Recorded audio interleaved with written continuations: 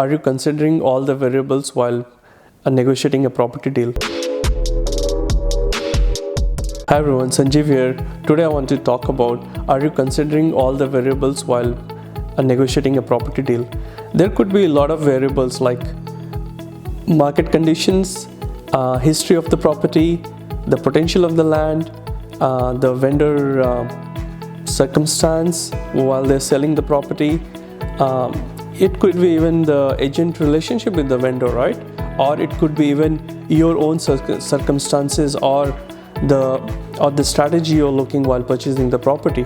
It could be another thing, could be, is it like you're buying toward the end of the year for the land tax purpose when you're signing the contract? So you see there's a lot of variables which we need to consider while you're negotiating the deal. Let me give you an example, like say if it is a hot market condition, then you might have to do all the due diligence before you get into the deal.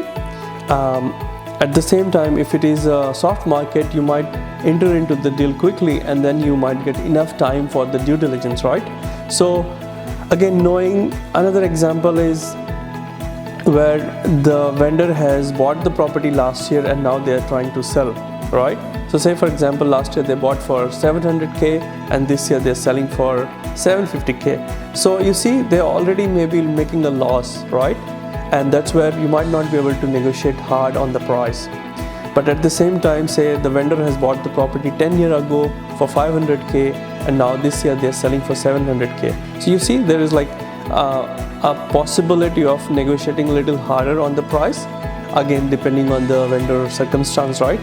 So at the same time, knowing the potential of the land, because say there are two houses next to each other, one has got 500, both has got 500 square meter of land, right?